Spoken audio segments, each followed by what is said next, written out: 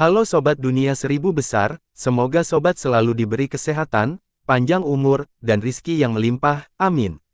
Sebelum masuk ke alur ceritanya, jangan lupa dukung channel ini ya dengan klik subscribe, like, komen, dan share, terima kasih. Mari kita lanjutkan perjalanan, Li Qiye. Siklus suatu zaman dilepaskan pada Li Qiye, dengan tujuan menyegelnya. Ledakan. Pada saat berikutnya, penguasa jurang mengumpulkan seluruh udara di dunia dan memadatkannya menjadi satu batu bata, lalu melemparkannya langsung ke arah musuh. Batu bata ini memiliki berat yang tak diukur meskipun ukurannya sangat kecil. Di dalamnya terdapat bintang-bintang dan makhluk hidup yang tak terhitung jumlahnya, kekuatan dari seluruh zaman. Baik waktu maupun ruang terkubur oleh beratnya bersama dengan hukum yang tak terhitung banyaknya. Penguasaan jurang tidak senang dengan hal ini dan menutupnya menuju Li Qiye juga ingin memperkuatnya. Wujudnya yang abisal sangat besar dan memiliki kemampuan untuk mempengaruhi segalanya. Mereka yang tertangkap tidak akan pernah bisa melihat sinar matahari lagi. Serangan tunggal ini berisi 3 titik serangan terpisah. Penguasa jurang menunjukkan mengapa ia mampu mendominasi sepanjang zaman. Li Qiye membukakan matanya setelah melihat ini. Dia mengeluarkan 2 pedang Grand Dao tetapi sebenarnya, mereka adalah satu Flame Dao. Api melambangkan afinitas api sementara padanan Dao melambangkan dingin yang ekstrim. 2 ekstrim yang disatukan menjadikan Dao ini luar biasa. Zas. Yang terakhir langsung membekukan segalanya, bahkan hukum yang membentuk dunia. Ini termasuk siklus zaman, batu bata air, dan bahkan jurang. Akibatnya, partikel terkecil pun menjadi tidak bisa bergerak. Berikutnya adalah afinitas api yang mencapai batas panas. Jalan besar ini dapat membakar segalanya, bahkan matahari di atasnya. Rotasi seketika antara dingin dan panas membuat kelangsungan hidup menjadi mustahil. Serangan penguasa jurang itu dengan cepat ditangkis, tetapi Li Qiye harus menolak Dewa Kematian. Dewa Kematian itu menggunakan 9 belati untuk menyerangnya secara bersamaan. Terra memiliki bobot dan kebesaran yang tak teratasi, mampu menimbulkan kehancuran sejati. Abis tidak mengenal batas dan dapat menelan 3000 dunia. Lautan luas, tak terbatas. Tebasannya tak pernah berakhir dalam intensitasnya. Kombinasi dari ke-9 pedang itu membuat penonton tak percaya.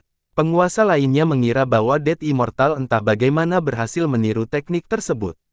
Dao ini bukan milik Dead Immortal, tetapi hasilnya dapat menghalangi mereka. Mendering, Li Qiye mengangkat Terra ke udara dan menggabungkannya dengan teknik pedang yang setara. Teknik agung tunggal ini sudah cukup untuk melindungi zaman. Gemuruh, ke-9 tebasan dari Dead Immortal dihentikan oleh Terra milik Li Qiye seorang diri. Pada akhirnya, serangan Dead Immortal sangat mengesankan tetapi masih belum memiliki harta karun dan kitab suci yang sebenarnya, hanya mengandalkan teknik rahasia dari zamannya. Ledakan. Terra yang tak tergoyahkan terus maju untuk dikurung setelah tangkisan berhasil. Gemuruh, Dead Immortal bertahan dengan 9 pedang dan daunnya, namun satu demi satu hancur. Penguasa ketiga itu menderita kerusakan serius setelah ledakan keras. Tuhan yang abadi menjadi korban Hallowed. Armornya terpotong dan tubuhnya hampir putus. Lord of the Deeps tidak dapat menahan perubahan suhu. Setengah tengkoraknya hilang dan tubuhnya menggeliat kesakitan. Tubuhnya tampak halus setelah perubahan tersebut. Kilatan petir milik Dead Immortal telah padam. Tubuhnya mampu berubah menjadi apa saja, namun sekarang, tubuhnya telah rata seperti selembar kertas. Penguasa ketiga itu bersama-sama tidak dapat membunuh Li Qiye dan menderita kerusakan parah. Li Qiye memiliki keuntungan sebagai penguasa zaman saat ini. Aliran waktu berada di dalamnya, karena itu ia mendominasi. Penguasa lainnya hanyalah tamu di taman bermain yang tidak dikenal. Selain itu, Li Qiye juga sedang dalam masa keemasannya. Hal yang sama tidak dapat dikatakan tentang yang lainnya. Para penguasa yang menyaksikannya membekukan ketakutan. Jika Li Qiye ingin menghadapi mereka, maka mereka harus meninggalkan segalanya dan bersembunyi. Ini termasuk menyegel pikiran dan kekuatan mereka. Jika tidak, dia akan dapat menemukan mereka pada akhirnya. Mereka menyesal terbangun saat cuplikan ini. Tidur adalah pilihan yang tepat karena itu akan merahasiakan lokasi mereka. Sayangnya, mereka tidak dapat menahan keserakahan mereka dan memutuskan untuk ikut bersenang-senang. Sekarang, sudah terlambat untuk lari karena kemungkinan besar mereka telah terdeteksi olehnya. Petarung ketiga itu menjadi menggambar dan berpikir bahwa mereka masih meremehkan Li Qiye. Mereka telah bertengkar di era lain sebelumnya. Meskipun mereka tidak dapat menghancurkan semuanya, mereka masih dapat keluar tanpa cedera atau dengan hasil panen yang besar. Sekarang, terlepas dari pendapat mereka tentang masalah ini, mereka menyadari bahwa sudah waktunya untuk melarikan diri. Kecepatan mereka tak terbayangkan, melintasi satu dimensi yang kacau demi dimensi yang lain yang membuat pelacakan menjadi agak sulit. Sayangnya, Triune Immortal dan yang lainnya langsung menyegel lokasi mereka dan mencegah mereka melakukan pergeseran dimensi lain.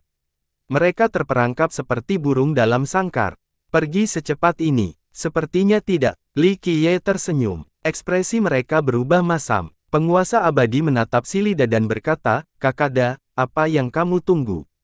Celakanya, Silida masih tergeletak di tanah, sepertinya tertidur. Mereka tidak mungkin lagi melarikan diri saat ini. Karena ini adalah zaman Li Qiye, tidak ada cara untuk menyembunyikannya. Satu-satunya yang dimaksud adalah melompat keluar dari waktu dan zaman ini. Namun, jika mereka bisa melakukan hal seperti itu, mereka pasti sudah melakukannya sejak lama dan tidak akan terjebak di sini. Untuk menghindari konfrontasi langsung dengan penguasaan zaman saat ini, mereka biasanya bersembunyi di perbatasan ruang angkasa.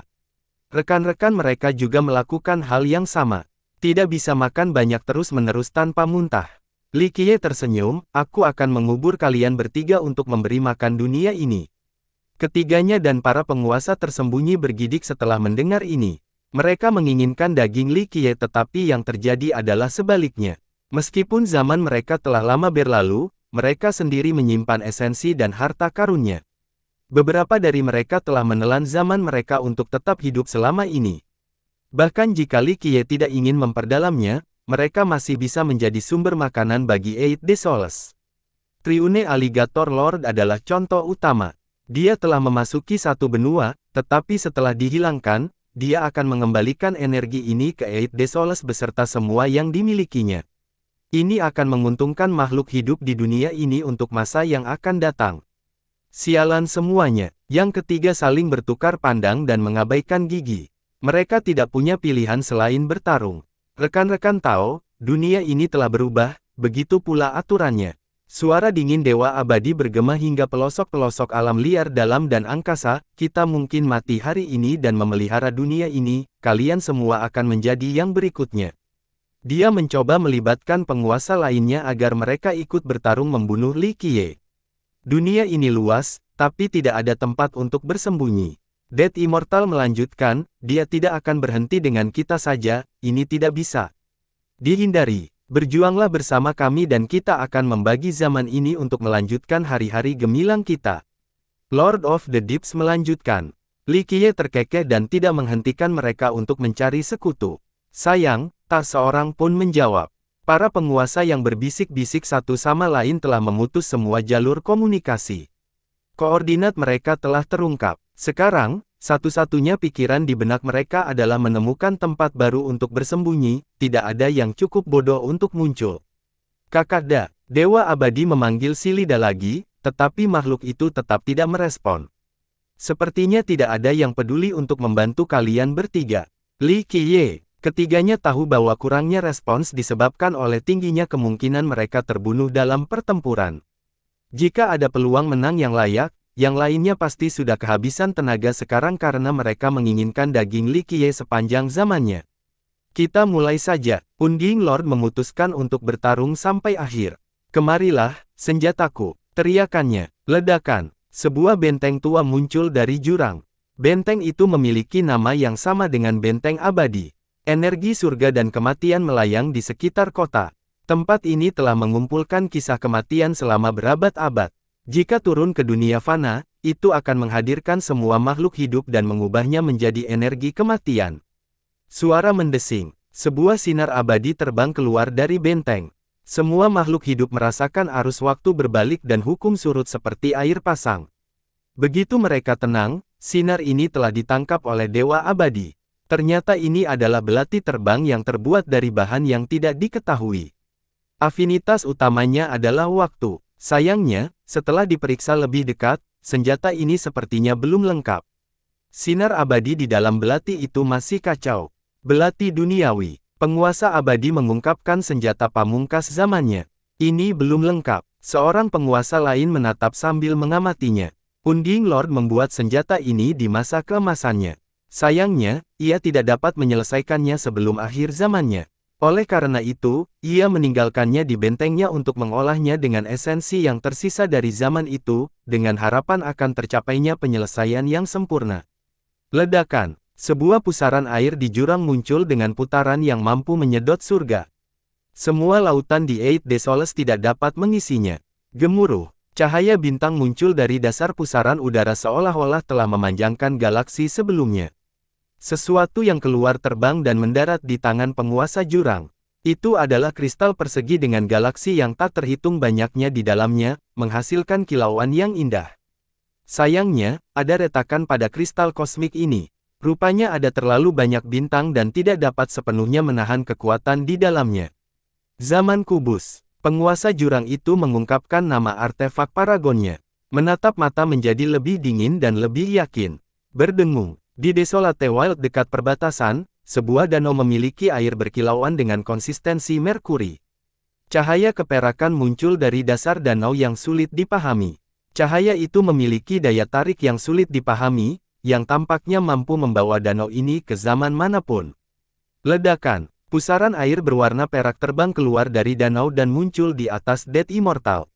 Pada saat itu juga, baut meledak di tengahnya, membuat semua orang ketakutan. Pusaran air surga tinggi adalah nama senjata pamungkas Dead Immortal. Sayangnya, senjata itu memiliki lubang selain di bagian tengah dan tidak lengkap seperti sebelumnya. Meskipun demikian, kilatan petir yang terjadi di dalam masih membuat ketakutan bahkan para penguasa, seolah-olah surga yang tinggi sedang mengawasi mereka. Hanya kurang sedikit saja. Komentar seorang rahasia tersembunyi. Temporal Dagger, Epoch Cube, dan High Heavens Maelstrom sangat sulit dibuat. Salah satu persyaratan utamanya adalah menjadi penguasa zaman saat ini. Setelah selesai, kekuasaan dapat menjadi pembeda antara kemenangan dan kekalahan di antara para penguasa. Mereka dalam keadaan tidak aktif namun untaian energi yang keluar dari mereka masih membuat semua orang gemetar. 8 Desoles merasa sangat lemah di hadapan mereka. Siapapun dari mereka dapat menghilangkannya dari keberadaan tanpa masalah. Seorang penguasa mengambil napas dalam-dalam dan bertanya-tanya apakah ia bisa menghentikan mereka. Meskipun belum lengkap, masih ada 3 dari mereka di pihak yang sama. Sebelumnya, para majikan jarang menggunakannya. Mereka ingin menggunakan sisa-sisa zaman mereka sendiri dalam jangka waktu lama untuk memperbaiki kekurangannya. Sayangnya, Li Qiye tidak memberi mereka pilihan. Pedang, datanglah. Li Qiye mengatur 9 jurus pedangnya. Niat pedang yang tak bertanding menelan segudang alam. Mereka menjelma menjadi wilayah yang terbuat dari pedang-pedang yang tak terhitung jumlahnya, termasuk 4 petarung di dalamnya. Wilayah pedang ini adalah segel pamungkas, memisahkan yin dan yang sepanjang siklus membentangkan. Mati. Dewa abadi mengambil langkah pertama dan melemparkan belati temporal ke depan. Alih-alih berpindah dari titik A ke titik B, belati itu malah berpindah melalui waktu, menekankan Li Qiye dari kemarin dan hari sebelumnya. Ini seharusnya tidak mungkin, tetapi belati itu memungkinkannya. Saat belati itu bergerak semakin jauh ke masa lalu, semakin banyak makhluk hidup mulai menghilang seolah-olah mereka tidak pernah ada sejak awal. Tidak ada yang bisa melawan, terlepas dari kekuatan mereka. Oleh karena itu, Li Qiye harus membalas dengan tebasan temporal menggunakan kesengsaraan. Tebasannya sendiri melaju dengan kecepatan yang tak tertandingi mundur dalam arus waktu. Oleh karena itu, setiap kali belati mencapai garis waktu tertentu, tebasan itu sudah ada di sana dan menunggu. Karena kecepatannya, belati itu menjadi sangat tajam dan mendorong belati itu keluar dari sungai waktu. Dengan begitu, makhluk hidup yang telah terhapus kembali ke garis waktu. Ambil kembali. Selain itu, ada retakan kecil setelah terkena kesengsaraan.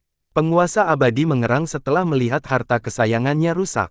Kesengsaraan tidak berhenti di situ dan terbang keluar dari sungai waktu, mengincar penguasa abadi. Hanya penguasa yang bisa mengikuti lintasannya. Makhluk itu muncul tepat di depan tenggorokannya dan mengejutkannya. Namun, penguasa jurang menyelamatkannya dengan menggunakan Epoch Cube. Cahaya itu menjadi cemerlang dan menyinari 8 desolasi dengan sinar bintang. Waktu mulai melambat dan semua orang dapat melihat untaian waktu masing-masing. Bam! Sang penguasa jurang berhasil bergerak cukup cepat untuk menghalangi kesengsaraan dengan kubusnya.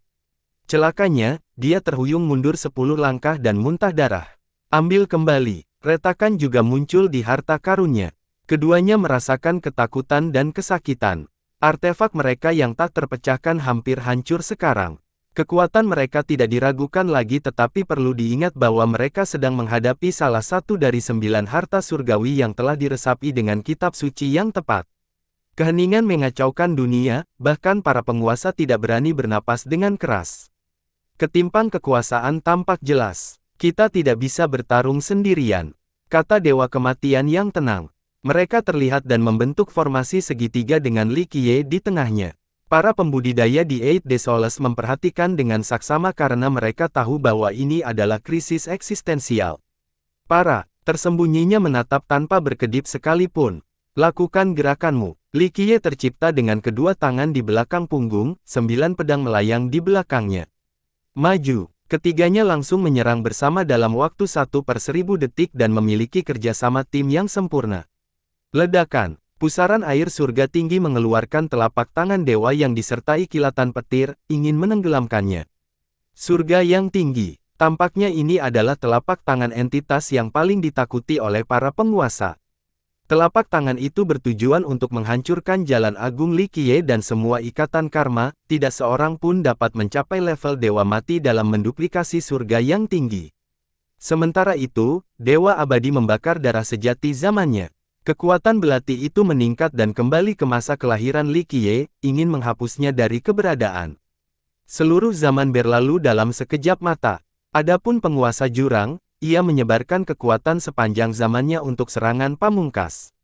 Sebuah portal muncul dan menariknya, berharap untuk menyegelnya di zaman yang hancur ini selamanya. Portal itu menarik dan menariknya lebih dekat dengan kekuatan yang membuat pedak wilayah bergetar hebat. Meskipun tujuan domain pedang adalah untuk melindungi Eight Desolaces dan menghentikan para petarung untuk melarikan diri, domain itu tidak dapat menampung semuanya setelah pertempuran dimulai. Untaian energi zaman masih mengalir keluar. Oleh karena itu, malapetaka tampaknya sedang terjadi. Makhluk hidup hanya bisa berdoa agar ini tidak bertambah buruk. Serangan 3 arah ini ditujukan pada Li Qiye saat ini beserta dirinya di masa lalu selama masa paling rentannya. Tentu saja, dia tidak akan duduk di sana menunggu kematian. Klang, 9 nyanyian pedang terdengar menggema di sungai waktu. Mereka bersatu untuk membentuk satu dao. Waktu, ruang, dan semua hukum menyatu dan menjadi satu dengan pedang dao ini. Mereka berputar dan terlipat satu sama lain, memutarbalikkan jalinan kenyataan. 1 detik menjadi sepanjang 1.000.000 tahun, 1 inci ruang menjadi seluas 3.000 dunia, rangkaian hukum dijalin bersama untuk membentuk bab tertinggi. Akhirnya, suaranya menggema. Pedang dao ini adalah tujuan akhir dari semua dao, perpaduan sempurna dari ke-9 pedang dan dao. Senjata, hukum, teknik, semuanya harus berhenti sebelum itu. Tentu saja termasuk telapak tangan surga yang tinggi, belati terbang, dan kekuatan sepanjang zaman. Mereka semua berhenti tanpa peringatan.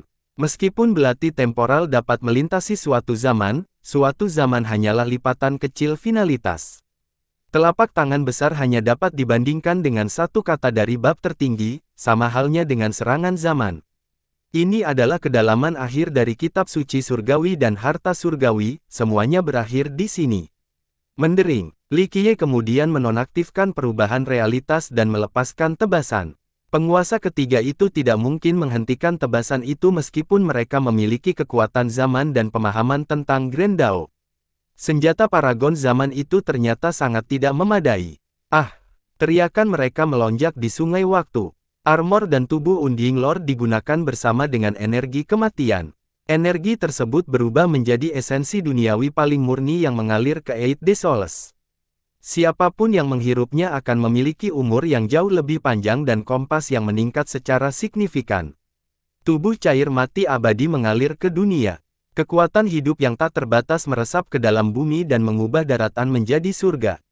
Makhluk hidup juga memperoleh kekuatan hidup yang luar biasa. Penguasa jurang itu hancur menjadi abu. Daging dan darahnya beserta takdirnya yang sebenarnya berubah menjadi lautan yang runtuh. Tsunami melanda dan menelan. Eight Desolaces juga memberi mereka nutrisi untuk masa yang akan datang. Hanya 3 partikel terang yang tersisa dari pertempuran itu. Ini adalah sisa-sisa terakhir dari takdir mereka yang sebenarnya. Selama masih ada yang tersisa, mereka bisa pulih kembali. Partikel-partikel ini berusaha terbang dan bersembunyi di celah-celah terdalam alam fana. Sayangnya, mereka tidak dapat menghindari pandangan Li Qiye. Pedang kesengsaraan datang dari atas dan melingkari mereka, satu demi satu. Ini adalah akhir dari 3 penguasa. Esensi Dao dan darah mereka menjadi makanan bagi 8 Desolace dan penduduknya. Penguasa lainnya merasakan hawa dingin setelah pertempuran berakhir. Sesuatu menjadi jelas hari ini, melawan Li Qiye berarti menjadi pupuk bagi zamannya. Ledakan, pohon primordial muncul dan memancarkan sinar ke setiap sudut Eight Desolace, baik itu wilayah paling terpencil atau jurang terdalam. Pohon yang menjulang tinggi itu memberikan perlindungan bagi seluruh dunia. Mustahil bagi penguasa lainnya untuk lari karena pohon itu telah melihat mereka. Berdengung, Li Qiye mengangkat tangannya dan mengungkapkan bab tertinggi di zamannya. Perhatikan peringatanku, para penguasa. 2 jalan terbentang di hadapan kalian. Ukirlah takdir sejati kalian di bab ini dan jadilah satu dengan zaman ini atau aku akan membunuh kalian sekarang untuk memeliharanya. Suara Li Qiye dapat didengar oleh semua orang. Para penguasa menghela nafas dalam-dalam setelah mendengar ini. Tuntutan ini berarti mengikat mereka bersama Eight Desolace. Kehancuran zaman berarti kehancuran mereka sendiri, kemakmuran juga akan menguntungkan mereka. Alternatifnya sedang diburu oleh Li Qiye. Ketidakpatuhan berarti kematian. Keheningan terjadi karena para penguasa sudah terbiasa menghafalkan angkuh. Mereka tidak pernah membahas siapapun, itu sama sekali tidak dapat diterima. Sayangnya, tidak mematuhi Li Qiye dan bergabung dengan Eight Desolace berarti diburu. Oleh karena itu, pertanyaannya adalah, apakah mereka mampu melawan Li Qiye? Berapa banyak orang lain yang akan bertarung dengan mereka? Di masa lalu, mereka bisa saja bersembunyi jauh di luar angkasa dan jurang tak berdasar. Sayangnya, mereka keluar untuk menyaksikan pertarungan dan mengungkap koordinat mereka. Cahaya pohon primordial begitu kuat, membuat mereka tidak mungkin bersembunyi dan melarikan diri. Mereka memikirkan dalam diam dan meratakan situasi sulit yang mereka hadapi. Ya, teriak Silida dan kemudian, tubuhnya dilalap api. Berdengung, sebuah Grand Dao Agung dengan kehadiran abadi muncul. Itu menyerupai iblis besar yang menyalakan langit dan bumi. Fenomena ini membuat takut para pihak yang paling tangguh sekalipun. Silida secara alami memiliki Grand Dao yang dahsyat, tetapi tidak menggunakan Dao ini untuk melawan Eight Desolace atau Li Qiye. Di sisi lain, Dao ini tertanam di dalam pohon primordial. Keduanya menjadi satu dan segel Silida dapat terlihat di batang pohon tersebut. Ia memilih persetujuan dan mengikat nasibnya dengan pohon purba dan 8 kehancuran. Mempertaruhkan semuanya pada generasi ini, gumam hantu tua purba pada dirinya sendiri. Ledakan, daunnya yang agung pun muncul. Eight Desolaces terasa seperti perahu yang terjebak dalam badai yang mengamuk sementara penduduknya adalah daun-daun kering di pohon yang berusaha untuk tidak tertiup angin kencang. Dia menambahkan daunnya ke pohon dan membuat keputusan yang sama seperti Silida. Cahaya pohon kelangsungannya dan vitalitasnya melonjak seolah-olah dia baru saja memasuki era baru. Mulai sekarang, dia adalah eksistensi tertinggi milik 8 Desolace. Berdengung. Cahaya triune immortal melintasi zaman di sungai waktu, memenuhi langit Eight Desolaces. Dia juga mencetak Dao tertingginya, dan bergabung pada zaman itu. Ledakan, di sebuah tambang kuno yang dalam di Innerwild, seekor burung agung mengangkat sayapnya. Semua tambang dan hasil di Eight Desolace beresonansi dengan cahayanya, menghasilkan sinar berwarna-warni. Keberadaan agung ini juga menambahkan Grand Dao-nya ke pohon itu.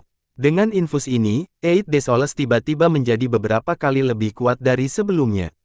Mendering, sebuah tebasan dahsyat datang dari Sword Burial Ground, abadi dan tak dapat dihancurkan dengan kekuatan yang cukup untuk menghancurkan satu zaman. Penguasa tertinggi sangat ketakutan setelah melihat tebasan itu. Namun, tebasan itu tidak menyerang Li Qiye tetapi hanya bergabung dengan pohon primordial. Bahkan penguasa yang perkasa ini telah bergabung dengan Li Qiye. Yang lain mulai berubah pikiran sejak skalanya berubah. Li Qiye tidak perlu melakukan apapun sendiri sekarang karena sekutu barunya. Tampaknya tidak ada pemberontakan di zaman ini. Mereka mungkin juga bergabung dan berkembang di dalamnya. Ledakan. Sebuah pusaran api hitam muncul di udara dan turun ke Eid Desoles, meskipun tanpa niat jahat. Sasarannya adalah bergabung dengan pohon itu. Ayo pergi. Di jurang tak berdasar itu ada pohon dengan daun hijau. Kekuatan hidup berkembang dan terwujud menjadi bab tertinggi. Dao ini juga membekas pada pohon primordial. Gemuruh, sebuah kerangka besar di lautan tulang berdiri. Ia mengeluarkan denyut nadi yang luar biasa dan menabrak pohon primordial. Titik. Dalam waktu singkat, satu persatu penguasa tertinggi memilih untuk menyerah. Semakin banyak yang bergabung, yang lain pun menjadi tidak ragu lagi. Bekerja sama melawan Li Qiye ternyata hanya sebuah fantasi. 8 Desoles dipenuhi dengan kekuatan hidup dan kekuatan. Baru-baru ini, ia mengalami kerusakan besar tetapi sekarang, ia mampu mencapai ketinggian yang lebih tinggi. Makhluk hidup biasa tidak tahu apa yang sedang terjadi. Namun, semua pihak yang hadir langsung merasakan jalan agung menjadi hidup. Bayangannya menjadi jauh lebih mudah, siapapun bisa menjadi ahli. 8 Desoles akan menentukan nasibmu. Li Qiye kemudian mengalihkan perhatiannya ke Dao Sanqian. Dia menjentikkan jarinya dan meninggalkan luka yang parah. Dao Sanqian merasa ngeri dan berbalik untuk melarikan diri. Kalian tidak akan kemana-mana. Para raja dewa dan leluhur kuno tiba-tiba bergabung dalam perburuan, banyak di antara mereka yang telah kehilangan garis keturunan dan orang-orang yang bersyukur karena pilihan Dao Sanqian. Oleh karena itu, Dao Sanqian berlari seperti anjing pembohong sambil dikejar dari semua sisi. Li Qiye kemudian mengangkat tangannya dan memanggil lambang Dao dari pohon primordial. Artefak ini menekankan hukum Dao primordial, yang jelas telah dikembangkan oleh kekuatan energi yang menakjubkan ini. Mengenakan lambang tersebut sama dengan mengendalikan yang primordial dan menjadi penguasa zaman ini, puncak Dao. Dia menaruhnya di kepala hantu tua purba dan berkata, ikatan karma terus berlanjut dalam siklus yang tak berujung. Primeval menerima lambang itu dan sedikit menundukkan kepalanya ke arah Li Qiye. Cahaya primordial itu menyinari dan membuatnya kembali ke awal waktu, memungkinkannya untuk melihat kelahiran suatu zaman dan menyertainya dengan akumulasinya. Li Qiye kemudian melihat sekeliling dan berkata, langit tidak akan runtuh dan bumi tidak akan hancur. Semoga kita berjalan di jalan ini, bergandengan tangan. Para penguasa, baik yang bersembunyi di bawah tanah maupun di antara bintang-bintang, menundukkan kepala sebelum menghilang dari pandangan. Primeval juga kembali ke tempat tinggalnya. Ledakan. Silida meneriakkan sesuatu sebelum berubah kembali menjadi bintang dan kembali ke galaksi. Kedamaian kembali ke Eid Desoles setelah para penguasa pergi. Angin bertiup dan sungai mengalir seperti sebelumnya. Ini adalah awal dari sesuatu yang baru bagi Eid Desolaces, zaman keemasan yang belum pernah terjadi sebelumnya. Pada titik ini, Raja tertinggi, Dewi Tujuh Bela Diri, Tantai Ruonan, dan lainnya mendarat di daratan. Tuan Muda, Tantai Ruonan adalah orang yang paling dekat dengan Li Qiye karena mereka menghabiskan waktu bersama yang berharga. Dia telah menghabiskan waktu paling banyak bersamanya di antara kelompoknya. Hubungan mereka agak istimewa dan perasaannya terhadapnya tetap ada setelah bertahun-tahun. Hari ini, ia telah menjadi penguasa zaman yang tak terduga. Meskipun mereka memiliki kecerdasan yang luar biasa, mereka tetap merasa tidak berarti di hadapan makhluk agung ini. Namun, Li Qiye menyembunyikan auranya dan berpikir normal. Ia memeluk Tantai Ruonan dengan erat. Kamu telah mencapai tujuan hidupmu. Ucapannya lembut. Dia memeluknya kembali. Era telah berlalu seperti kedipan mata bersama banyak orang. Meski begitu, dia masih berada di sini, sama seperti Li Qiye. Selain itu, bayangan yang menghantuinya akhirnya hilang. Anda masih terlihat sama seperti sebelumnya, Tuan Muda, katanya. Itulah kehidupan, jawabnya sambil menyandarkan kepalanya di dada lelaki itu. Ini adalah momen kebahagiaan yang langka dalam hidup mereka, merasakan kehangatan orang lain. Jika tidak, jika mereka kehilangan kehangatan ini dan tidak lagi menghargainya, dunia ini tidak berarti bagi mereka. Teruslah hidup. Dia melepaskannya dan mengancam wajahnya dengan lembut. Aku akan melakukannya. Dia menatap lurus ke mata dan ketakutan sebelum berdiri di samping, berusaha sekuat tenaga untuk mengingat momen ini selamanya. Berikutnya adalah Dewi Tujuh Bela Diri. Ia membungkuk dalam-dalam dan sang dewi menerima anggukan agungnya. Ia menyentuh keningnya dan menganugerahkan kekuatan primordialnya. Raja tertinggi juga mendekat. Dia tidak lain adalah Raja Kupu-Kupu Malam, Qi Xiaodi. Dia menatap Li Qiye tanpa berkedip sedikitpun. Kenangan masa lalu terputar dalam ingatan, masih seindah dan layak dikenang seperti sebelumnya. Masa lalu telah lama berlalu, namun sisa rasanya tidak akan terlupakan.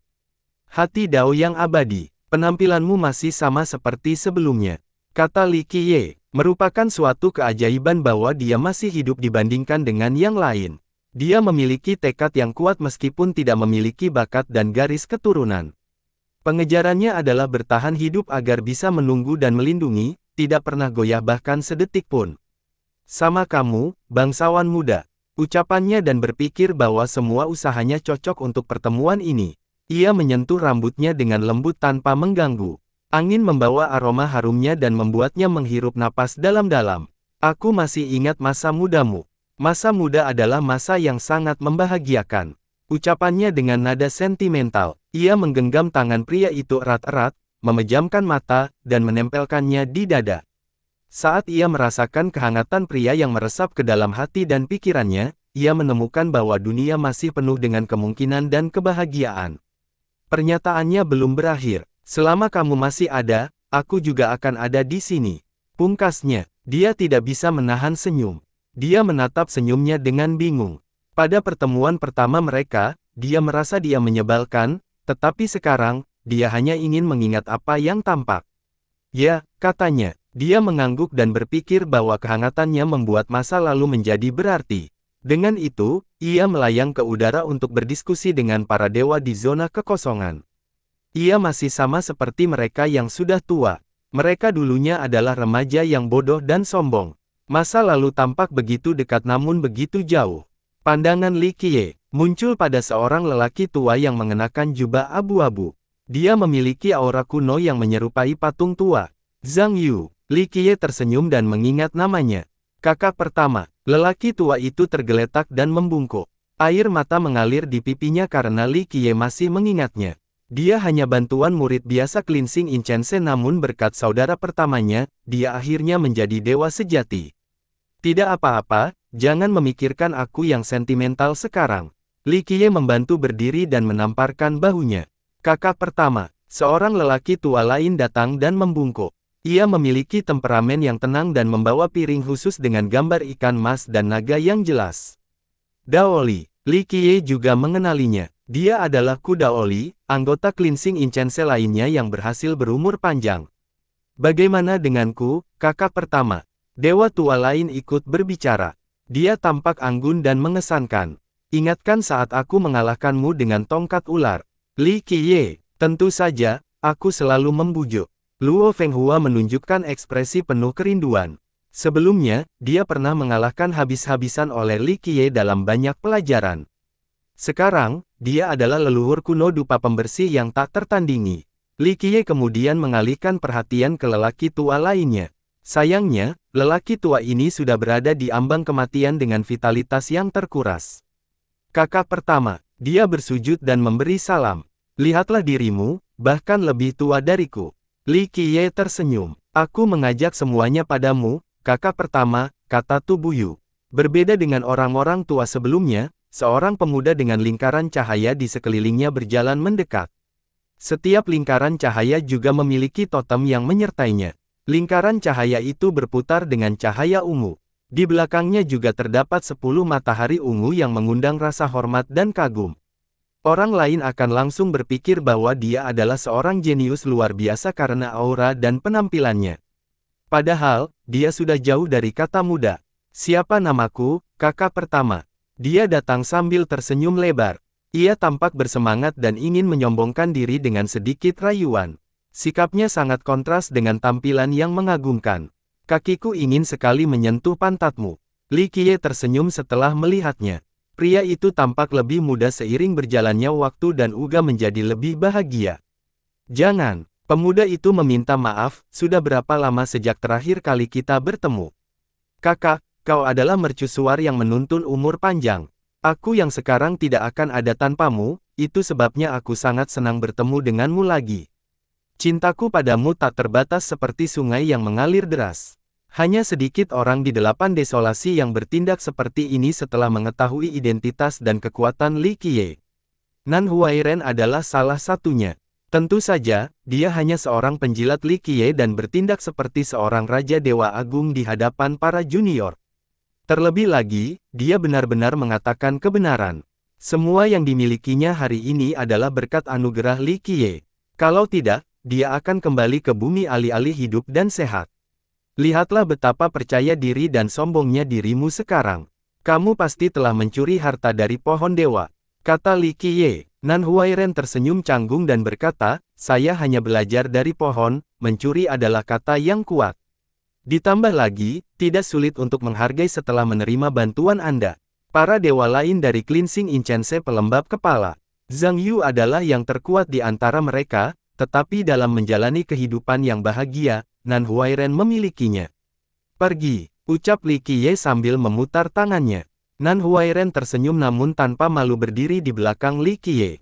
Li Qiye tidak mempermasalahkannya dan fokus pada kekuatan perunggu. Dari kejauhan, mereka tampak seperti tsunami yang terbuat dari baja, yang mampu menimbulkan kehancuran yang luar biasa. Tidak ada legiun lain yang memiliki kecakapan tempur yang sama. Klang! Komandan Legiun mengangkat tombaknya sekali sebelum bersujud di tanah. Klang! Para anggota Legiun berlutut. Semangat tempur mereka menyebar ke seluruh wilayah. Menjadi pemimpin Legiun seperti itu adalah sesuatu yang patut dibanggakan, kehidupan yang layak dijalani. Kemuliaan, milikmu. Dunia, milikmu. Masa depan, juga milikmu. Li Qiye meletakkan telapak tangannya di dada dan berkata, selama aku ada, kalian semua juga akan ada. Kita akan abadi, berdengung. Cahaya primordialnya mencapai seluruh legiun. Rune Dao muncul di sekitar mereka saat mereka memperoleh kekuatan dan esensi dari Dao primordial. Mereka menjadi lebih suci dan tampak tak terpecahkan. Para pembudidaya yang lebih kuat dapat merasakan niat bertempur legiun tersebut dipenuhi dengan aura purba. Pohon besar tersebut cabang-cabangnya berkembang dan mengirimkan lingkaran cahaya. Setiap prajurit memperoleh lingkaran cahaya dan akhirnya, lingkaran cahaya tersebut mengangkat mereka dan menarik mereka kembali ke pohon, menghilang dari pandangan. Kedamaian telah datang. Li Qiye kemudian membuka dunia dan menyimpulkan. Sudah waktunya bagimu untuk beristirahat, Tuan Muda. Tantai Ruonan berbicara dengan lembut. Dia mengangguk dan memasuki dimensi rahasia. Setelah pertempuran ini, makhluk hidup menyadari betapa lemahnya hidup mereka. Mereka menyaksikan kekuatan apokaliptik sehingga sekarang, mereka memperoleh penghargaan baru terhadap kehidupan dan rumah. Dunia juga telah berubah. Energi spiritual menjadi sangat padat. Para penguasa yang invasif telah menghancurkan satu sudut dunia. Meskipun demikian, kematian mereka membuat energi dan vitalitas mereka menjadi bagian dari Eight Desolus. Sejak berpikir menjadi lebih mudah, makhluk hidup berusaha lebih keras untuk berlatih dalam persiapan menghadapi zaman keemasan yang akan datang. Sedangkan Li Qiye, ia berjalan di bawah pohon suci dan menikmati cahayanya. Setiap langkahnya selaras dengan 3000 dunia. Triune Immortal menemaninya. Cahaya itu membuatnya sangat cantik. Duo itu tampak seperti pasangan yang diciptakan di surga, yang mampu berjalan bersama di jalan yang tak berujung ini. Apakah kamu masih bertahan dengan dunia fana? Li Qiye bertanya saat mereka berjalan sambil berpegangan tangan. Ada sesuatu yang berubah pada pandangan yang dulu kosong. Sekarang ada sinar yang bersinar di sana. Dao hanyalah obsesi. Ucapannya lembut, hanya hati yang penting. Hatimu perlu dihangatkan agar tetap sama. Jawabnya, oleh siapa? Dia memperhatikan, tampak senang dengan temannya. Biarkan hati mengingat. Li Qiye menutup matanya dan menyampaikan Grand Dao-nya. Dia juga menutup matanya dan membiarkan Grand Dao mengalir. Kedua Grand Dao berkomunikasi dan berputar bersama. Mereka bernapas bersama secara serempak selama harmoni yang tak bernoda ini. Jenis romansa Dao ini tidak membutuhkan kata-kata. Mereka berusaha mencapai puncak Dao yang paling dalam bersama-sama. Kehangatan mengalir melalui hati mereka. Ini adalah tempat tanpa ruang dan waktu, hanya mengukur jantung dan jalan mistis yang agung. Setelah sekian lama, perasaan yang tak terlukiskan oleh kata-kata muncul ke permukaan. Mereka berjalan bergandengan tangan melintasi galaksi. Aku butuh bantuanmu, kata Li Qiye. Baiklah, aku akan menyiapkan senjata dan baju zirahku. Dia mengerti tanpa perlu penjelasan lebih lanjut. Waktunya akan tiba, katanya. Serahkan saja padaku. Dia mengangguk. Meski nadanya lembut, nadanya juga mengandung tekad yang kuat.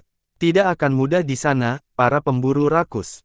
Selalu mengintai, katanya. Aku akan bersama pohon primordial dan menyatukan Tao kita. Dia tahu apa yang harus dilakukan. Jalan masih panjang, lebih baik mengucapkan hati-hati. Dia mengangguk. Kita akan baik-baik saja. Dia memegang tangannya dan berkata dengan serius. Dia menatap ke kejauhan. Sepertinya ada sesuatu yang tertidur di sana. Tidak bangun sama sekali, itu agak bermasalah. Katanya, mungkin ada rencana licik di tengah-tengah. Serahkan saja padaku, katanya saat jari-jari mereka saling bertautan. Dia merenung dalam diam sejenak sebelum menambahkan, kita memerlukan strategi yang sempurna, menyia-nyiakan kesempatan adalah hal yang tidak dapat diterima. Dia hanya memegang tangannya dan tidak menjawab. Di dalam istana yang hangat dengan pilar-pilar batu giok di sekelilingnya dan langit-langit terbuka, tirai diturunkan. Li Qiye memeluk Tantai Ruonan sementara dia bersandar di dadanya dengan mata terpejam, menikmati momen ketenangan. Ia menghirup aroma harum yang terpancar dari rambut yang lembut dan mendengarkan detak jantungnya. Jantung ini telah menunggunya selama berabad-abad tanpa pernah goyah. Setelah beberapa saat, dia menatap bulan yang melingkari dan berkata, ini bulan purnama, sama seperti yang dulu. Benar, sungguh nostalgia. Li Qiye mengikutinya dan berkata dengan lembut. Saya masih ingat malam itu, bulan merah dan lautan mayat dan darah yang sama merahnya. Katanya, tidak mungkin untuk melupakannya. Dia setuju. Malam itu sungguh brutal. Mereka bertempur berdampingan dan kehilangan banyak prajurit dalam pertempuran itu. Akhirnya, segunung mayat menumpuk di bawah mereka. Mereka nyaris selamat dan akhirnya berhasil bertahan hidup hingga fajar menyingsing. Semuanya sudah berlalu, begitu pula dengan misi Anda, katanya. Ya, misiku tercapai. Dia bersandar di dadanya. Pasti menyenangkan, katanya dengan nada sentimental. Benar, jalan hidupmu masih belum terlihat, tuan muda. Dia mengusap dahi dengan lembut. Jalanku tak berujung, itu hanya bagian dari jalan agung. Ia menatap bulan terang di atas. Aku ingin mengikutimu, tapi aku hanya akan menjadi penghalang. Katanya, dia dianggap tak terhentikan di Eight de Soles. Sayangnya, jalan Li Qiye sulit dan sangat panjang. Kekuatannya tidak cukup untuk mengikutinya. Selama kita masih hidup, kita tidak perlu berjalan bersama. Dia memiliki rambutnya. Aku tahu. Dia menjawab, serahkan saja urusanku di sini. Tidak, kamu sudah melakukan cukup banyak hal. Dia tidak setuju. Tuan muda, Anda bekerja keras dan saya juga akan melakukannya. Ditambah lagi, saya tidak punya tanggung jawab lain di dunia ini, biarkan saya melakukan apa yang saya bisa. Dia meraih tangannya dan memeluknya dengan ekspresi serius. Dia telah bekerja keras selama berabad-abad tetapi setelah kematian Triune Alligator Lord, tidak ada lagi yang bisa dilakukannya di Eight de Solaces. Baiklah, tinggallah di pohon purba. Dia menatap matanya. Baklah. Dia setuju. Burung bangau putih sudah tidak ada lagi di sini, tidak seperti harimau. Jika semua orang setuju, aku akan menyerahkannya padamu. Kemuliaan abadi membutuhkan seorang pemimpin. Katanya, tenang saja, tuan muda, saya akan melakukan pekerjaan dengan baik. Dia langsung merasa canggung. Ini memang benar karena dia tidak asing dengan pasukan yang memimpin. Faktanya, dia adalah komandan pasukan bangau putih. Di bawah kepemimpinannya, pasukan itu meratakan musuh dan membuka jalan bagi Li Qiye. Aku tahu kamu akan berhasil. Dia tidak khawatir tentang kemampuan kepemimpinannya. Sudah cukup lama berlalu, White Crane tak lagi sama, katanya lembut. Ya, dia sudah terbang cukup lama hingga aku hampir lupa. Aku ingin tahu di mana dia sekarang. Ia menatap lanskap kota. Legiun Bangau Putih yang misterius telah berangkat untuk menjalankan misi khusus. Orang-orang sering mengatakan bahwa harimau adalah yang paling ganas dan bangau putih adalah yang paling sulit ditangkap. Pada titik ini, dunia tidak lagi mengetahui keberadaannya. Makhluk kuno dengan pemahaman yang kuat tentang sejarah yang mengetahui tentang gagak hitam juga tidak memiliki pengetahuan apapun tentangnya.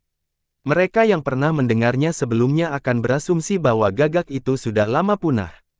Perjalanan tidak akan berlangsung selamanya, ia akan kembali suatu hari nanti. Katanya, saya harap begitu. Katanya, dunia telah berubah. Hanya saja bukan hati Daomu. Pujinya, dia terkekeh dan terus mengagumi bulan purnama. Pada suatu malam yang dingin dengan embun putih menutupi anak tangga batu giok, Lin Mo duduk di sana hanya dengan sarung tipis. Dagunya bersandar pada kedua tangannya sambil menatap bintang-bintang. Dia adalah saudara perempuan kandung dari Dewa Dao yang terberkati, bukan seorang saudara perempuan bela diri. Pengalaman hidupnya sama mengesankannya dengan menghancurkannya. Dia telah melihat langit malam ini berkali-kali tetapi hari ini mungkin menjadi kali terakhirnya. Menunggu sebentar, Li Qiye duduk di tempatnya, juga menatap ke langit dengan kedua tangan menopang dagunya. Aku sudah lama berpikir untuk pergi, tapi tidak pernah memutuskan. Dia meliriknya sejenak sebelum kembali menatap ke atas. Ada hal-hal di sini yang tidak bisa Anda lepaskan, katanya. Butuh beberapa saat sebelum dia menjawab, sepertinya aku harus melepaskannya pada akhirnya. Bergerak maju memiliki kekuatan yang signifikan, katanya. Itulah sebabnya aku menunggu selama ini, hingga hari ini, katanya lembut. Untuk orang yang tepat, dia tersenyum. Ya, untuk orang yang tepat. Dia setuju. Entah karena alasan apa, dia tidak mengikuti bintang terang yang merupakan saudaranya, Dewa Dao yang terberkati. Ada sesuatu yang mengganggu pikiranmu. Dia menatap mata hitamnya. Saat aku masih sangat muda, aku bertemu seseorang. Ekspresinya menjadi serius setelah mengatakan ini. Sosok yang cemerlang. Li Qiye sudah mengetahuinya. Ingatanku kabur karena usiaku. Dia mencoba mengingat kejadian itu dan berkata, sulit untuk menggambarkan orang itu, tapi sekarang, aku tahu caranya setelah melihatmu. Bukan bagian dari dunia ini. Dia tersenyum. Ya, aku bukan bagian dari dunia ini. Dia mengangguk dan setuju. Lalu dari mana? Li Qiye merenung sambil melihat bintang-bintang. Dia tidak dapat menjawab karena meskipun dia beruntung, dia tahu bahwa batas-batas itu sangat besar, tidak mungkin untuk mengatasinya. Saya ingat sesuatu yang dikatakan, katanya. Apa? Li Qiye menjadi tertarik. Ia mencoba mengingat semua detail pertemuan itu dan kemudian berkata, orang itu mengusap kepala saudaraku dan berkata, anak kecil, bakatmu sungguh tidak mampu, bahkan tidak sepersepuluh kata dibandingkan dengan bakatku. Menarik. Li Qiye mulai berpikir setelah mendengarnya. Blaze dapat dianggap sebagai salah satu dari 3 penguasa Dao terhebat di Eight de Soles. Semua orang tahu betapa berbakatnya dia, terutama dalam hal bakat berbakat. Siapa yang berpikir bahwa dia tidak kompeten? Namun, yang menarik perhatian Li Qiye adalah orang yang dibandingkan dengannya. Di suatu tempat yang lebih jauh dan lebih terang dari surga, lebih misterius dari Dao, ada satu balok batu giok yang mengambang. Nampaknya abadi tanpa memandang zaman dan akan tetap ada di masa depan yang jauh. Langit memasang kayu giok itu secara ilusi. Meskipun tampak hanya satu langkah dari dunia fana, langkah ini mustahil untuk dilewati. Penduduk Eight de Soles tidak tahu tentang tetangga ini. Dari sini, orang bisa melihat semua yang terjadi di dunia fana. Selain itu, orang bisa mencapai tempat manapun di Eight de Soles hanya dengan melangkah keluar dari perbatasan. Namun, bahkan Raja Dewa dan penguasa Dao tidak dapat melihat keberadaannya. Ini adalah hubungan sepihak, hasil dari keadaan yang tak terbayangkan. Ini bukan buatan manusia melainkan surga alami yang terbentuk oleh jalan besar yang tidak dapat dipahami. Ada satu yang dituangkan, Li Qiye. Dia bisa melihat tempat ini dan memasukinya juga. Dia berdiri di sana dan mengamati benua giok tanpa berkata apa-apa atau melangkah maju. Lihatlah, tinggal sebentar saja tidak apa-apa. Tantai ruonan terjadi. Saat ini, tidak ada yang tahu lebih banyak tentang emosi dan pikiran Li Qiye selain dirinya. Ia menarik napas dalam-dalam dan akhirnya masuk. Tempat ini tenang dan memiliki pemandangan yang indah. Serangga dan burung dapat terdengar di mana-mana di hutan yang hijau. Surga ini menawarkan kebebasan dan kebahagiaan yang murni. Penduduknya menyatu dengan tanah. Napas mereka selaras dengan iramanya. Sebuah gubuk terlihat di puncak gunung. Kelihatannya sederhana namun bersih, pemiliknya jelas orang yang rajin. Seorang wanita tua sedang menyalakan tungku. Gaunnya yang sederhana sangat bersih dan bersulam bunga dari selatan. Bunga itu digambarkan dengan sangat apik menggunakan garis-garis yang sangat sedikit. Wajahnya penuh kerutan, rambutnya seputih salju. Mata yang sayu menunjukkan bahwa hari terakhirnya sudah dekat. Seorang wanita tua seperti dia dapat dilihat di mana-mana di dunia fana. Mata wanita tua itu tiba-tiba memancarkan sinar yang tak berujung.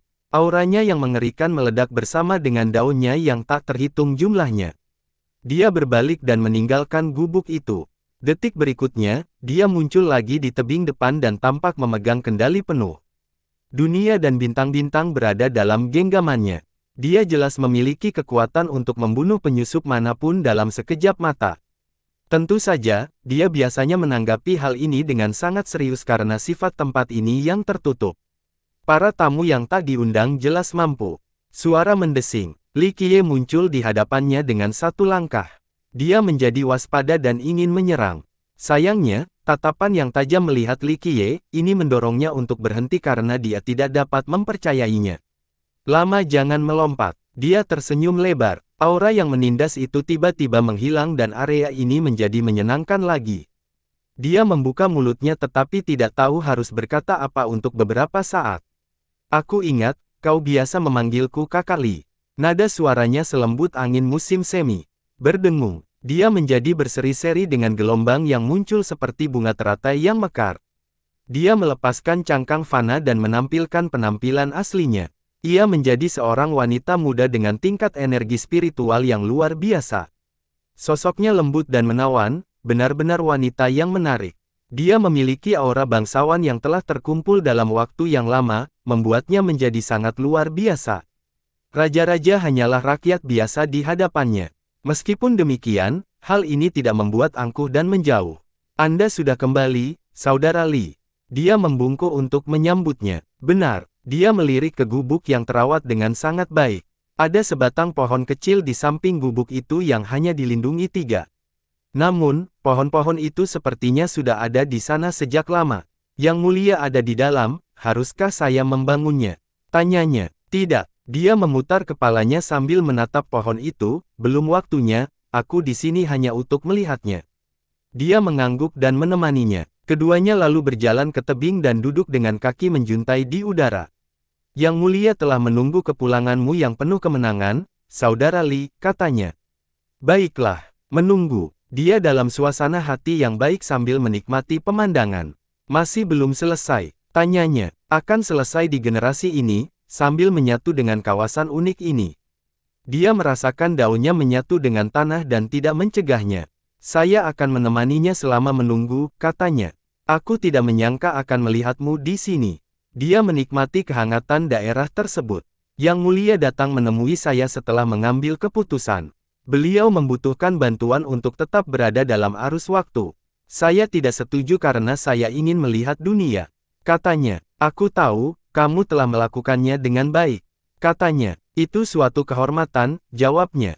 Saya benar-benar terkejut dengan pilihanmu. Dia menjadi sedikit emosional, tidak semua orang bisa berjam-jam di tempat yang menunggu sama.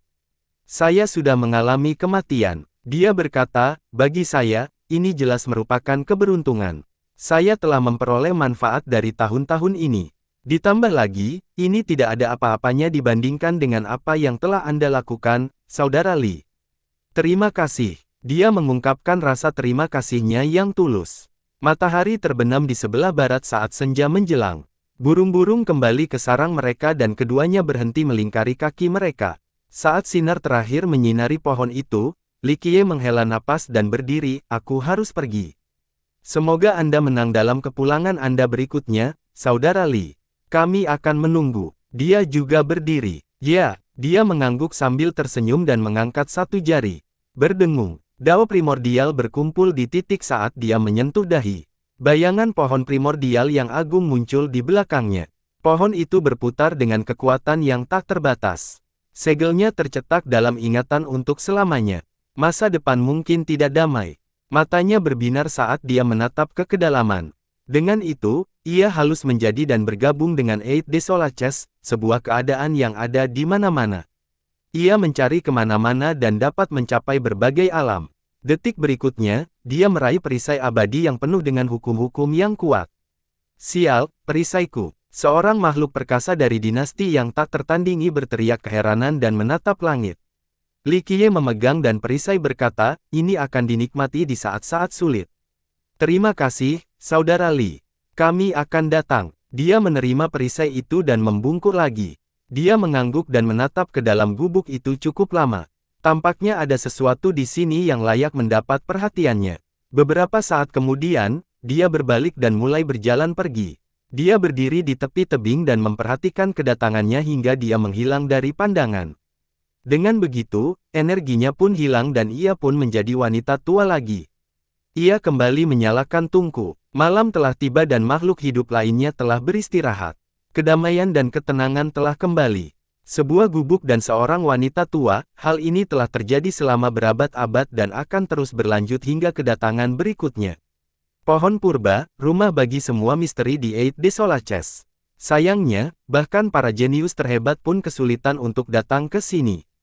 Setiap cabang meluas hingga batas ruang itu sendiri dan memiliki wilayah dan ekosistemnya sendiri. Hal ini membuat mustahil untuk membayangkan pohon secara keseluruhan. Para pembudidaya yang tak tertandingi hanya dapat melihat satu sudut kecil dengan merusak batas mereka.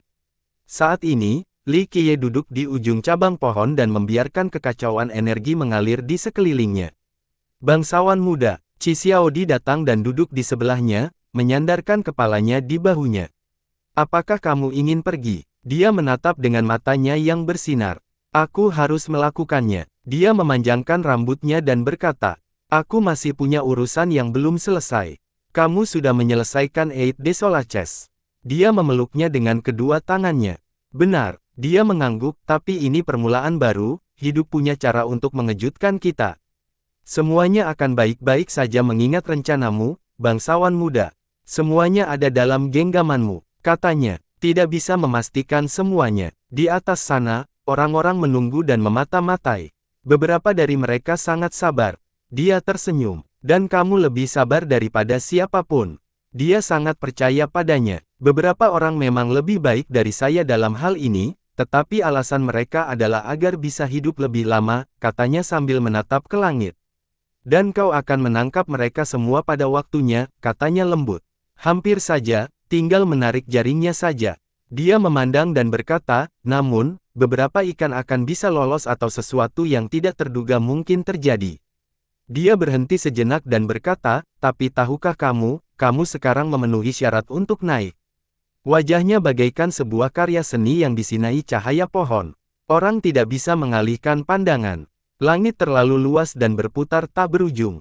Dia berkata, jalanku tidak 1/10 dari jalanmu, aku hanya akan menjadi sumber kekhawatiran. Karena ada hal-hal yang kau hargai di dunia fana, aku akan tinggal di sini dan melindungi kenangan ini untukmu. Bangsawan muda, teruslah maju, serahkan tempat ini padaku. Ucapannya dengan penuh tekad. Baiklah, dia mengangguk dan menyetujui keputusannya, jalan itu, meskipun jauh, tetap ada.